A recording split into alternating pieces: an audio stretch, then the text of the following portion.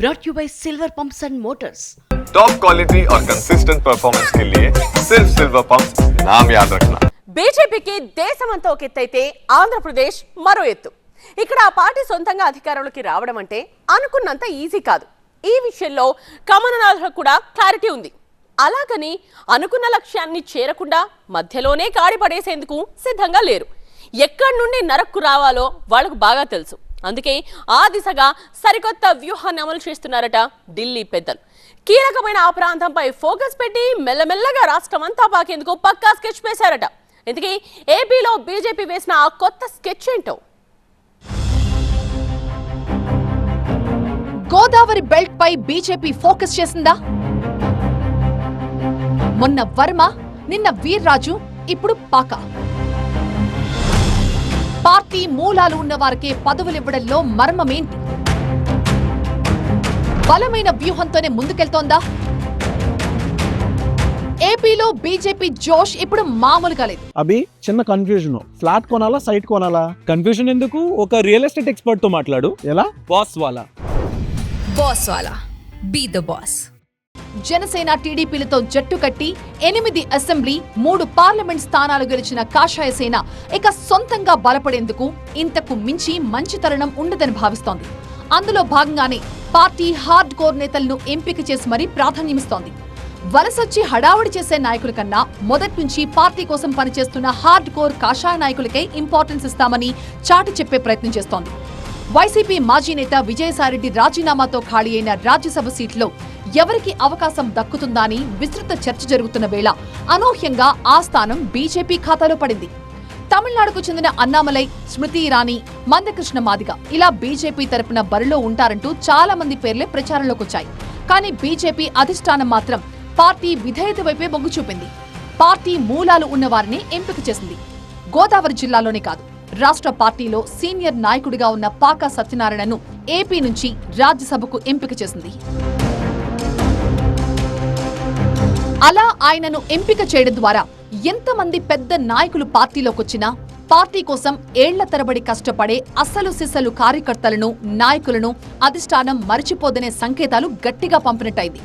గతంలో భీమవరం మున్సిపాలిటీలో కౌన్సిలర్ గా పనిచేసిన పాకా సత్యనారాయణ ప్రస్తుతం రాష్ట్ర బీజేపీ క్రమశిక్షణ సంఘం చైర్మన్ గా బాధ్యతలు నిర్వర్తిస్తున్నారు. పెద్దగా పరిచయం లేని ఈ పేరును ఇప్పుడు బీజేపీ హైకమాండ్ ఇలా లైమ్ లైట్ లోకి తీసుకొచ్చింది. అయితే ఢిల్లీ పెద్దల నిర్ణయం వెనుక రాజకీయ వ్యూహం కూడా లేకపోలేదంటున్నాయి రాజకీయ వర్గాలు. ఏపీ లాంటి రాష్ట్రంలో ఒకేసారి పాగా వేయాలంటే అంత సులభం కాదనే విషయం బీజేపీ హైకమాండ్ కి బాగా తెలుసు. అందుకే మూలాల్లోకి వెళ్తోంది. పార్టీకి గతం నుంచి పట్టున్న గోదావరి బెల్ట్ మీద ఫోకస్ చేసింది. నిజానికి ఇక్కడ కాషాయ పార్టీకి మంచి ట్రాక్ రికార్డే ఉంది.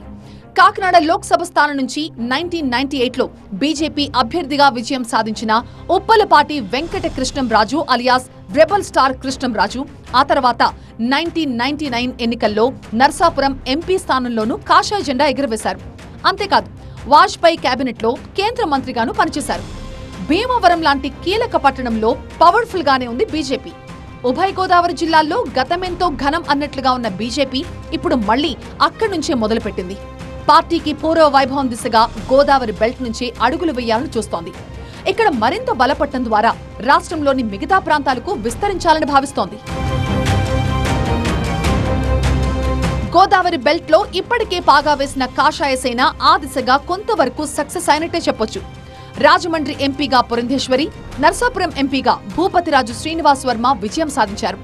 నర్సాపురం ఎంపీ అభ్యర్థిగా పోటీ చేసేందుకు రఘురామకృష్ణంరాజు లాంటి కీలక నాయకులు విశ్వ ప్రయత్నాలు చేసినా పార్టీ మూలాలు ఉన్న శ్రీనివాస వర్మకే అవకాశం ఇచ్చింది బీజేపీ హైకమాండ్.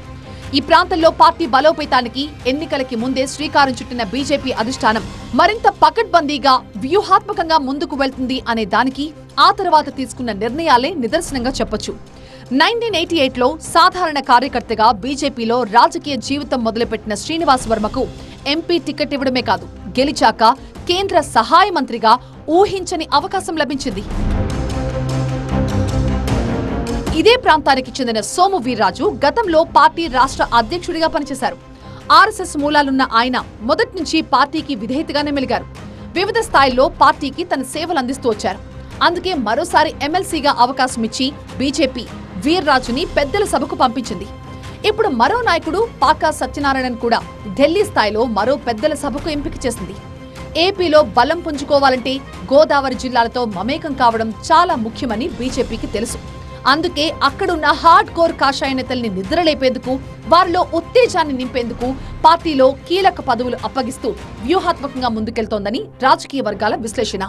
తద్వారా పూర్వ వైభవం సాధించి గోదావరి గట్టు మీద పాగా వేయొచ్చన్నది కాషాయ నేతల ఆలోచనగా తెలుస్తోంది. ఏపీ బీజేపీ అధ్యక్షుడు ఎవరు అనే చర్చ విస్తృతంగా జరుగుతున్న వేళ ఆ అవకాశం కూడా ఈ ప్రాంతం నాయకులకే దక్కినా ఆశ్చర్యపోవాల్సిన అవసరం లేదు అని మాటలు వినిపిస్తున్నాయి.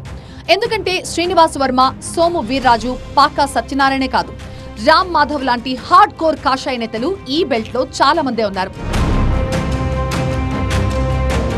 మిత్రపక్షాలైన టీడీపీ, జనసేనలు సైతం గోదావరి జిల్లాల్లోనే బలంగా ఉన్నాయి. మరీ ముఖ్యంగా ఇక్కడ జనసేనకి ఫాలోయింగ్ ఎక్కువ, కుల సమీకరణాలు కూడా గట్టిగానే పనిచేస్తాయి. ఆ కోణంలో చూస్తే గోదావరి జిల్లాలపై ఫోకస్ పెంచిన బీజేపీ రాజకీయం మున్ముందు ఎలా ఉంటుందన్నది ఆసక్తి కలిగిస్తోంది. వచ్చే ఎన్నికల్ని దృష్టిలో పెట్టుకుని ఈ వ్యూహానికి పదును పెట్టిన బీజేపీ ఎంతవరకు సక్సెస్ అవుతుందో చూడాలి మరి.